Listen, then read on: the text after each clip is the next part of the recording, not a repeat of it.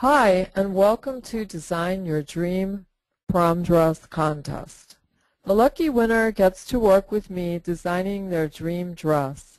All of the contest rules will be available at the website asg.org, as well as attitudecouture.com and designyourdreampromdress.com.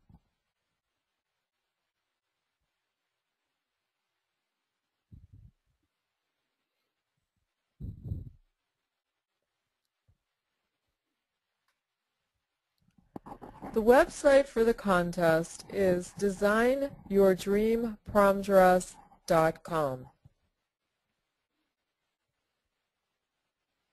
I'm so excited to introduce you, in conjunction with the American Sewing Guild, Design Your Dream Prom Contest.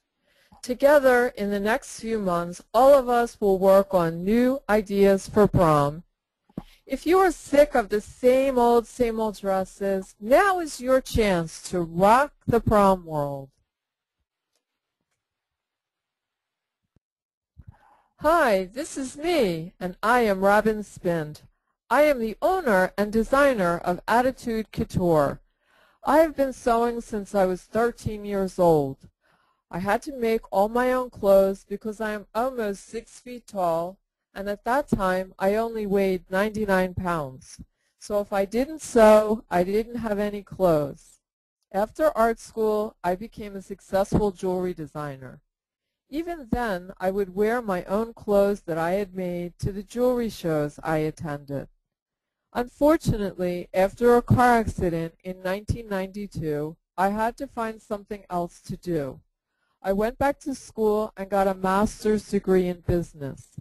After many years of being in school and teaching, I began an import business. This taught me how to work with sewing factories overseas and get my dresses made into samples. From that, I created Attitude Couture. So let's get started. I'm happy to have you with me today and really excited about this opportunity for you to become a dress designer as well. Because the one thing you need to remember is, if you work hard, you can have all and make all of your dreams come true. Through all of these webinars and discussions, we have the opportunity to dream together, and hopefully one of you will be lucky enough to come and work with me and see your dream prom dress come to life. I've created a Tumblr account so we can talk to one another all the time. You can follow me and your posts at attitudecouture.tumblr.com.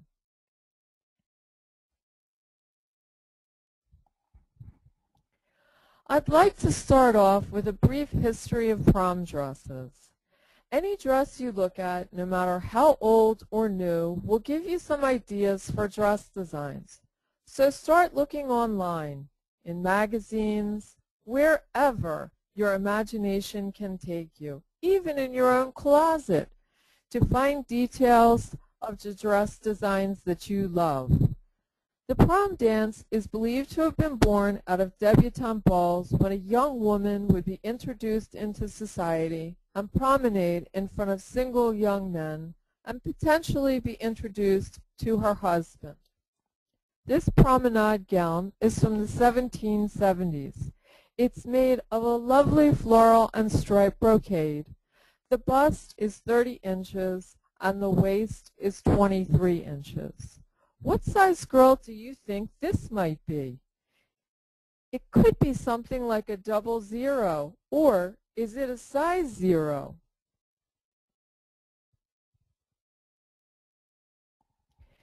It was shortened from promenade to prom and took hold in colleges and universities in the 1920s.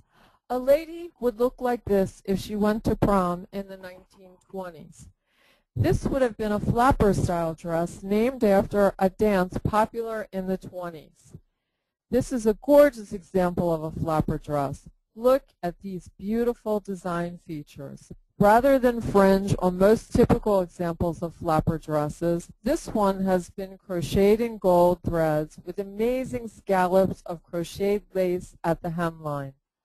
This is also a great example of how a style that was popular in the 20s has circulated back around, and we have in 2013 beautiful lace dresses with illusion linings in many lengths similar to this idea.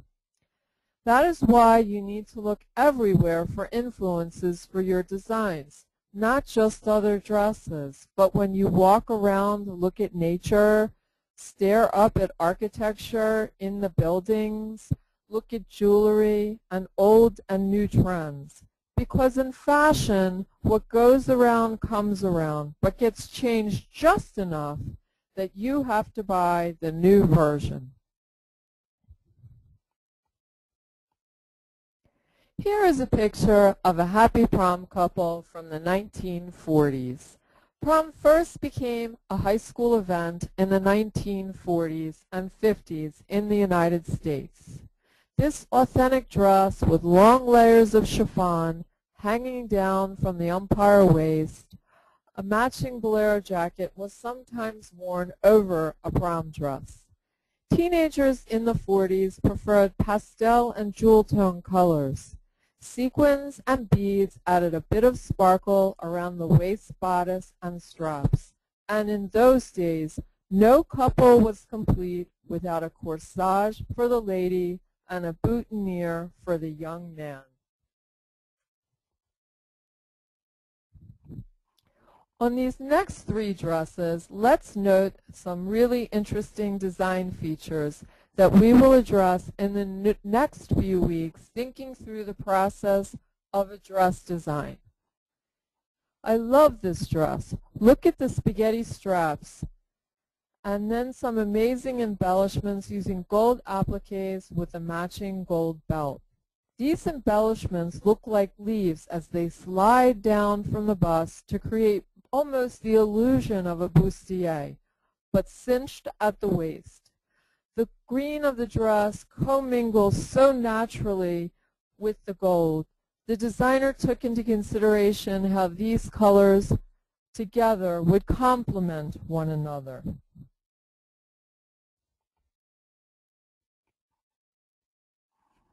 The design twist on this dress is so wonderfully typical of the 1950s.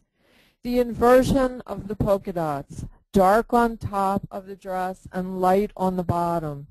The other focal point of this design is how well the designer balanced the change of the dark and the light polka dots.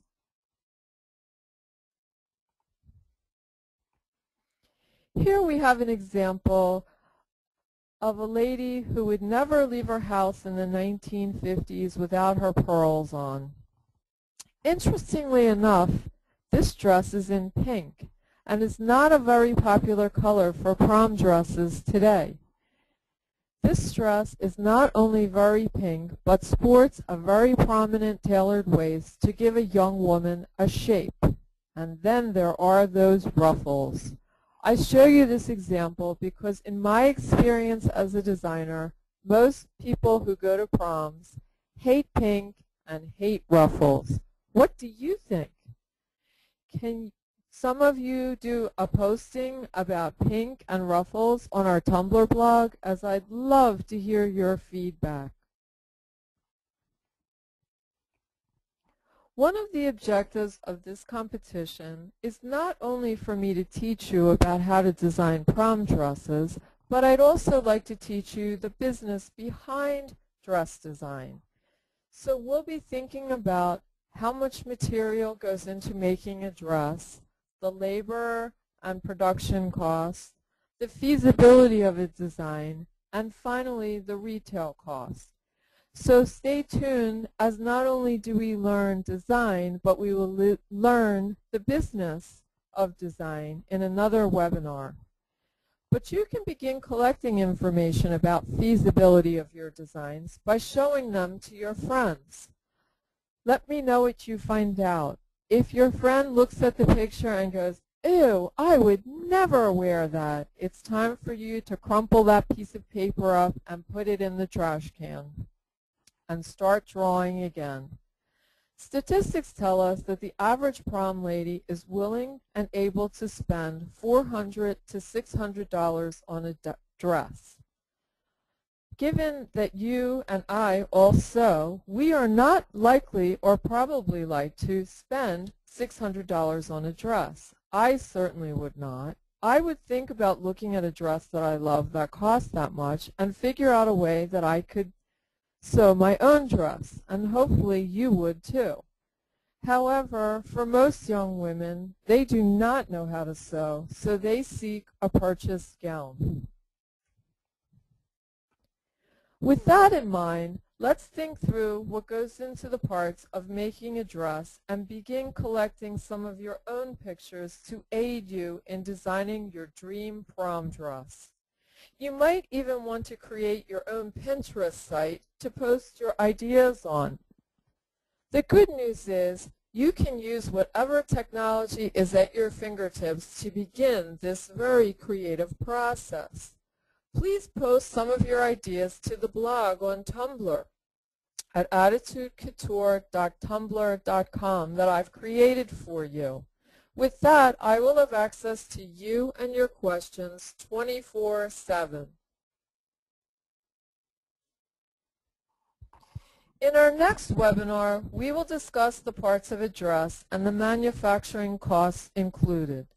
It's been very exciting to start the process with you, and if you have any additional questions, feel free to contact me at info@attitudecouture.com.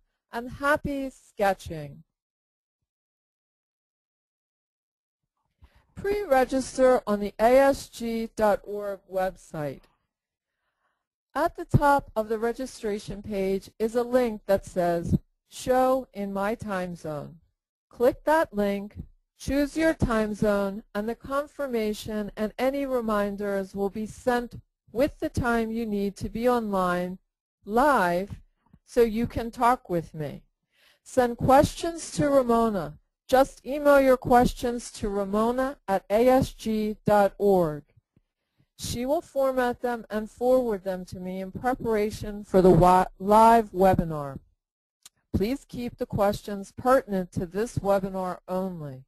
Hold the other questions for other webinars. Please save those questions and hold them for the pertinent webinar.